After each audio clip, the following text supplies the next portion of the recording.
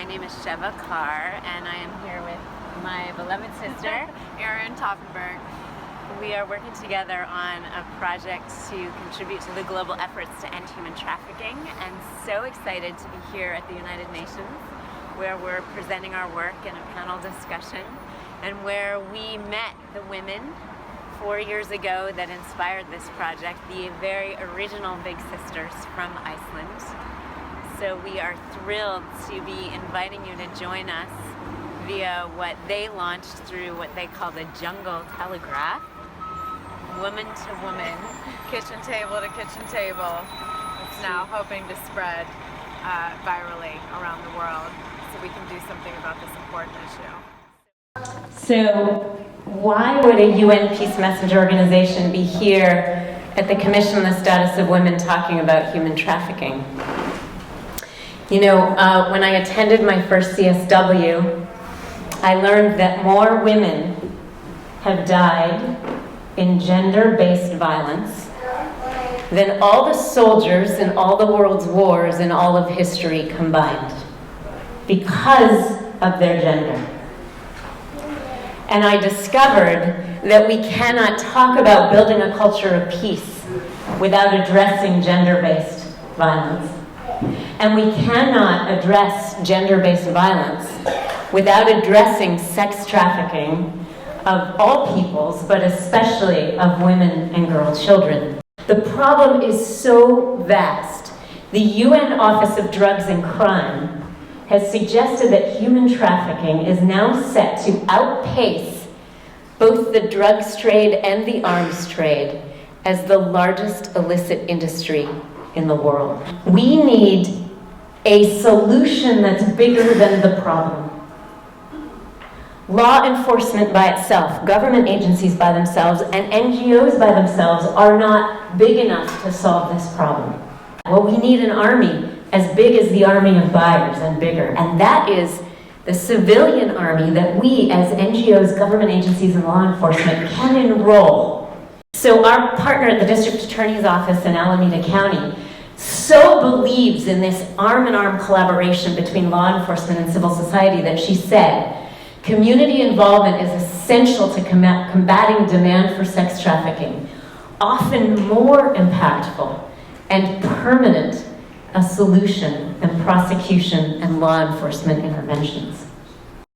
For this to work, it really requires that countries have legislation that empowers law enforcement and civil society to take action. And there are countries, like most of the United States, where sex trafficking and prostitution are illegal. And we might think, well, that's wonderful, that protects victims. But in fact, we have to acknowledge, even in the United States today, sex trafficking is the only crime in which the victims of the crime are made the criminals. There are children being trafficked in the United States today who are not old enough to consent for sex, but have been arrested and prosecuted for prostitution. When I heard facts like this at my first Commission on the Status of Women 4 years ago, I have to tell you, I was devastated beyond belief, and my day job is teaching stress management. I was in such despair, I was actually sitting in this very room 4 years ago today, when I couldn't go to the next little thing I'd circled in my catalog of events because I was just floored. And into that room, onto this stage, thank goodness I couldn't move, walked this woman, Gudrun Jónsdóttir from Iceland. So Gudrun stepped on the stage and she said, after statistic after statistic and data point after data point of the horrors going on, enough! In Iceland, we don't just sit around whining about these things. We get up off the couch and do something about it. And she proceeded to tell a story that I'm going to tell you right now. Good for a little story time? So in Iceland, they fought to pass the laws first passed in Norway and Sweden called the Nordic laws, which decriminalize the prostituted person, but criminalize the buyer and the seller. So when I saw Gudrun on the stage 4 years ago, there were only 3 countries that had passed this innovative law. Sweden, Norway, and Iceland became the 3rd. They fought for 10 years to pass this legislation. Now, by the way, we've added Canada, France, Northern Ireland. On the day the law passed, the Icelandic women gathered, the lobbyists gathered, and had a champagne toast, as is their favorite thing to do. And while they were drinking champagne, onto national television came the Icelandic police chief, who said, "This is the stupidest law I've ever heard of. Prostitution is the oldest profession in the book." Now, most of us in this room would say it's the oldest oppression in the book. He said, "I have no intention of implementing this law. I don't have the staff, the resources. Forget it. This is a stupid law." Well, at that point, over a good amount of champagne, you'd think I just had some, but I haven't. Over their champagne, the Icelandic woman said, "Enough. We've tried to play by the rules. Now we're going to take matters into their own hands." So what did they do? Well, if the traffickers and the buyers can buy anonymous phones and place ads in the paper and online, why can't we? So they placed decoy ads, and the younger they said they were, the more calls they got. Within an hour of placing their first ad, they received over 300 phone calls. And they picked up the phone and said, "Big sister is watching you."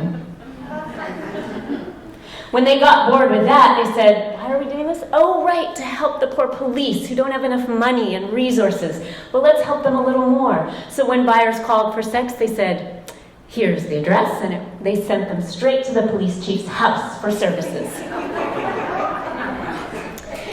So their antics went on, and we don't have time to tell you their whole story here, but we are working on a feature film to tell their story in a movie. After a period of time, they had gathered over 140 names, phone numbers, and email addresses of buyers of sex, as well as pictures of their penises that they sent when they solicited sex. So they decided it was time to hold a press conference, but realized that their anonymity was their power. Because bit by bit, they began to destabilize the sex trade in Iceland, because men didn't know when they were calling to buy sex from a child if they would get instead their mother, or their wife, or their sister, or their girlfriend on the phone. So they invited all the buyers to their press conference, telling them it was going to be hot women models from Eastern Europe. And they also invited the press, and they wore neon burqas. They had a penis PowerPoint and asked everyone in the audience, "Does anyone recognize that one?" And then, as you can see in the bottom picture here, in the Icelandic cold, they marched the 144 names, email addresses, and telephone numbers to the police chief's desk with the media following them. Well, a week after their press conference, the Icelandic government thought this must be an important thing, so they assigned 25 million krona to creating a special police task force to ending human trafficking in Iceland. 13 brothels that were posing as champagne clubs were shut down by the police. Multiple buyers of prostitution were actually arrested and prosecuted, even though they were told they couldn't use the information because it was entrapment. And the first traffickers were prosecuted in Iceland after that operation. Perhaps equally as significant, they did develop a clothing line beyond their neon burqas. And the police chief now proudly wears these outside of his uniform. "I am responsible" boxer shorts.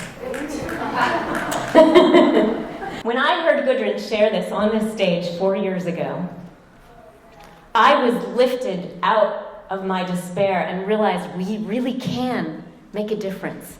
Individual human beings that care, when we come together, are that which changes the tide of the world. I would like to offer you, the viewer of this video, an official Operation Big Sister Champagne Toast, because just by being here, watching this, you are clearly one of those individual human beings that cares, coming together with others to change the tide of this world. Thank you so much for being here at this Operation Big Sister house party to join our civilian army that will help make this a world that works better for all.